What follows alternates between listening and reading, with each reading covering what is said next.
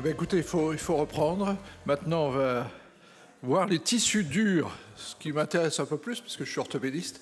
Et donc, j'appelle le professeur Assaker, mais je ne vois pas ici. Si, il est là. Comment? Ah, il est à distance, d'accord. Docteur Bataillé et docteur Mouton. Mouton, il est là, je l'ai vu. Allez, docteur Mouton, oui. Avec le spot, on voit personne. Ok. Bonjour. Oui, on s'est déjà vu. Bonjour. Ben écoutez, est-ce que le professeur Asseker est branché ou pas? Eh ben on y va. Oui, je suis en ligne, là, vous m'entendez? Chers collègues lillois, bonjour. Bonjour, bonjour. Olivier Jardet. Bonjour Olivier. Salut Richard. Eh ben écoute, tu es en partage d'écran, je pense, non? Oui, bah je te vois, Oui, ça y est, c'est bon, c'est bon. oui, Ben, oui. écoute, vas-y Richard, on t'écoute avec intérêt et passion. Merci, merci Olivier. Bien, bonjour tout le monde et merci beaucoup au docteur Couffinal de m'intégrer dans cette session passionnante et surtout à distance. Je suis en Afrique actuellement et d'ailleurs j'ai fait une conférence sur la robotique. Je pense que c'est un peu trop prématuré pour ici. Donc là, ma lecture va être en fait un exemple d'application à tout ce qu'il a dit le professeur Lefranc. Je partage à 100% sa vision futuriste et on peut même pas dire futuriste parce que c'est aujourd'hui qu'on vit cette transformation des soins, cette transformation digitale des soins et de plus en plus on voit cette transformation même dans notre bloc opératoire. Il faut savoir que cette transformation digitale n'est pas que chirurgicale, elle est dans tout le parcours de soins du patient, de l'amont à la chirurgie et puis à l'aval. Et tout ça alimente une base de données et l'intelligence artificielle va revenir pour optimiser notre travail, notre pratique. Cette intelligence artificielle est partout, comme l'a dit Michel Lefranc, et sans données, on ne peut pas l'exploiter. Avoir des données chirurgicales, c'est compliqué, et le robot, en fait, est le meilleur outil, le meilleur représentant de ce que peut être la donnée chirurgicale intraopératoire. Alors, de plus en plus, on parle de cette chirurgie digitale. Je ne vais pas aller dans les détails, mais ça a été parfaitement bien illustré par le professeur Lefranc. En fait, le chirurgien reste chirurgien. Il est tout simplement augmenté, il est tout simplement optimisé avec son staff d'ailleurs, avec toutes ces données qui reviennent vers lui et lui permettent, en amont de la chirurgie, de planifier. Et ce qu'il a dit, le professeur Lefranc, est très important, d'avoir une idée prédictive, d'avoir une idée de la pertinence de son geste avant d'opérer et surtout de connaître le résultat de cette chirurgie avant de fermer le patient. En même temps, cet écosystème nous permet de mieux enseigner, d'avoir une éducation plus pertinente, plus efficace et de réduire la courbe d'apprentissage. Le bloc opératoire, donc je l'ai dit, c'est complexe à digitaliser. Enfin, le geste chirurgical est complexe, mais on est en bonne voie et le robot, on est l'exemple parfait. Cet écosystème passe d'abord par un jumeau numérique, ça a été dit, et ce jumeau numérique nous permet non seulement d'une évaluation prédictive, mais aussi de l'appliquer en simulation préopératoire. Donc, de plus en plus, on parle dans tous les domaines. D'ailleurs, le jumeau numérique du dos n'est pas qu'un jumeau radiologique. Il faut avoir un jumeau un peu plus complet. C'est un sujet qui est en plein débat pour le moment. Et l'entraînement aujourd'hui va être peut-être virtuel, mais il va être sur une pathologie spécifique, c'est-à-dire on va pouvoir s'entraîner sur un patient qu'on opère dans quelques jours. De plus en plus, on parle de ce chirurgien digital sans connotation.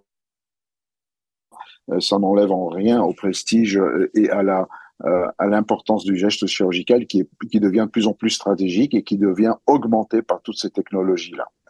Donc la robotique chirurgicale est un outil donc digital qui permet d'améliorer la précision, ça a été dit, et la dextérité du geste. Et c'est l'exemple parfait d'une chirurgie mini-invasive avec un workflow qui est prédictif. Très rapidement, je pense qu'on va aller vers des gestes beaucoup plus complexes, à avoir créé des résections osseuses avec des corridors d'accès, des corridors de sécurité. Le robot ou l'outil digital va participer à la prise de décision et il va de plus en plus intégrer toutes les technologies émergentes. L'exemple parfait, c'est l'imagerie guidée par la chirurgie guidée par l'image. Toutes ces données opératoires vont alimenter cette intelligence artificielle via un centre de commande. Alors, pour revenir terre à terre et vous montrer la place du robot dans la chirurgie rachidienne, vous savez que la chirurgie rachidienne est une chirurgie où on place avant tout des implants dans la colonne, on s'ancre à la colonne pour pouvoir la manipuler, pour pouvoir la stabiliser, pour pouvoir la décomprimer, etc. Donc, quand on parle de robots, et surtout la première génération de robots rachidiennes, sert surtout à placer avec précision ces implants rachidiens. Beaucoup de chirurgiens vont dire, surtout les seniors, vont dire, moi, j'en ai pas besoin. Je suis au-dessus de ça. Je suis bien entraîné. Et effectivement, ils peuvent ne pas avoir besoin de ça. Il y en a qui prétendent que c'est une perte de temps. Effectivement, au début de la courbe d'apprentissage, on a besoin d'un peu de temps pour acquérir la technologie, installer le robot et faire confiance à ce robot. Gadget, ça a été dit aussi avec notre collègue chirurgien urologue, beaucoup considèrent ça comme un gadget très cher et le pire qualificatif, c'est de dire c'est un guide de perçage qui est très cher. Mais cette boucle digitale que on a adoptée tous avec un chirurgien qui va être assisté par toutes ces technologies-là passe par des outils de ce type-là. Notre robot, pour revenir à l'application clinique, est un bras robotisé, aussi connecté à l'imagerie intra ou préopératoire, et sert à effectivement planifier en avance et exécuter parfaitement ce que le chirurgien a planifié.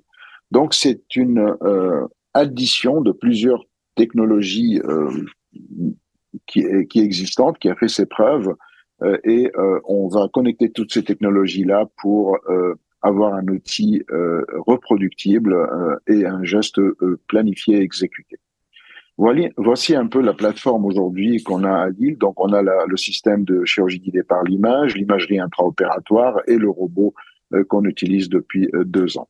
Alors, comment ça marche le plan est fait à l'avance. Donc, on va placer virtuellement nos implants qui sont spécifiques à la pathologie et au patient. On va définir les paramètres de ces implants, les placer dans un corps vertébral, dans plusieurs corps vertébraux et même planifier l'alignement voulu. On envoie ça à un robot et à partir de là, le geste est exécuté de façon aujourd'hui bien protocolée. Vous voyez l'implant jaune et l'implant virtuel et on vient calquer, là on vient mimer, voilà un guide de perçage ici, puis après on va jusqu'à la mise en place de l'implant.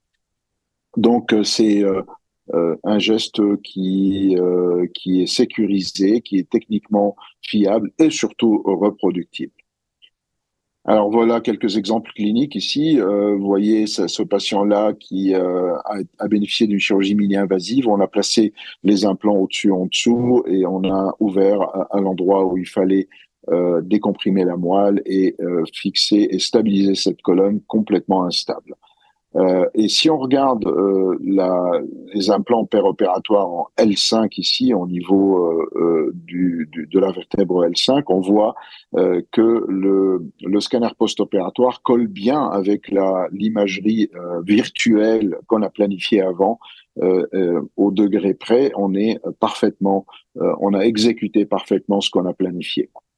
Un autre exemple qui est très, très pertinent, c'est cette pathologie-là qu'on opérait souvent en deux temps. C'est une instabilité, on appelle ça un spondylolisthésis entre L4 et L5. On devait opérer soit en un temps postérieur, soit plus souvent en fonction de l'alignement en deux temps, antérieur puis postérieur. Aujourd'hui, grâce au robot, on peut faire ça en un seul geste, avec le robot placé à la partie postérieure qui est inconfortablement, euh, j'allais dire, pour un chirurgien qui doit le faire sans robot, il va pas être à l'aise pour la faire à main libre ou même avec assistance de navigation, mais avec le robot, les choses sont beaucoup plus simples. Donc le patient est placé sur son côté droit, un chirurgien commence par la mise en place d'un implant devant, et vous voyez ici le résultat, et le robot va nous assister pour placer les vis de stabilisation postérieure. Donc on a un geste qui est parfaitement planifié et avant de fermer, avant de réveiller le patient, on connaît la qualité du geste et ça c'est très très précieux. Alors, on a poussé un peu les limites de ce robot. On a été jusqu'à faire quelques chirurgies qui va au-delà de la mise en place de vis, au-delà d'un guide de placement de vis. Et c'est ce patient de 19 ans qui a une tumeur maligne qui juxtapose ici une vertèbre thoracique. Ce patient on avait planifié une exérèse en bloc. Cette exérèse en bloc consiste à faire ça, c'est-à-dire à réséquer, je vais prendre mon à réséquer la tumeur en bloc en splittant le corps vertébral, donc en faisant une coupe à travers le corps vertébral et permettre une guérison euh, par cette chirurgie d'exéréson. Donc on a planifié non seulement la mise en place des implants au-dessus et en dessous, mais aussi le plan de coupe avec des définitions de trajet ici qui a été donc percé par, et vous voyez que l'aorte est juste devant ici, donc en péropératoire, on a fait le plan de coupe qu'on a rejoint par une technologie de piezoélectrique et on a isolé la tumeur et la vertèbre envahie. Ça a permis une exérèse complète en bloc, en toute sécurité et surtout planifiée. Donc, en gros, le robot est une parfaite illustration de cette transformation digitale. Et un jour, je pense, on n'a plus besoin de faire un compte rendu opératoire qui est toujours subjectif de ce que le chirurgien a fait. Et le robot va simplement générer un compte rendu de tout ce qui a été fait. L'endoscope, s'il est digitalisé aussi. Et c'est un outil qui va nous permettre de mieux objectiver nos gestes. Aujourd'hui, le robot ne permet pas, et c'est très important, de combler l'insuffisance de formation d'un chirurgien qui doit être un chirurgien du rachis confirmé. Peut-être que l'éducation de ce chirurgien du rachis va peut-être changer, passer à un mode un peu plus digital, augmenté, mais en aucun cas le robot ne remplace une insuffisance de formation. Là, le caractère mini-invasif et surtout le workflow est parfaitement optimisé par cet outil qui est plus sûr et plus précis. La courbe d'apprentissage n'est pas un obstacle et on pense de plus en plus à créer un curriculum d'éducation robotique. D'ailleurs, on a démarré au CHU de Lille une discussion entre tous les roboticiens, cliniciens et même les roboticiens, pharmaciens, etc., autour de cette nouvelle ère que le professeur Lefranc a bien illustré. Les perspectives futures, c'est ce que j'ai dit tout à l'heure, c'est créer autre application que la mise en place d'un plan, aider à la prise de décision, intégrer d'autres outils encore, comme l'endoscope et autres, la réalité virtuelle, la réalité augmentée. Et encore un peu plus loin, je pense qu'on va on va plus distinguer le robot du mou versus robot dur, mais on aura peut-être des outils mixtes qui permettront de aussi réaliser des chirurgies téléassisté. Voilà ce que j'avais à dire et merci encore. S'il y a des questions, je réponds en ligne. Merci beaucoup, Merci. Richard Hassaker. Merci infiniment.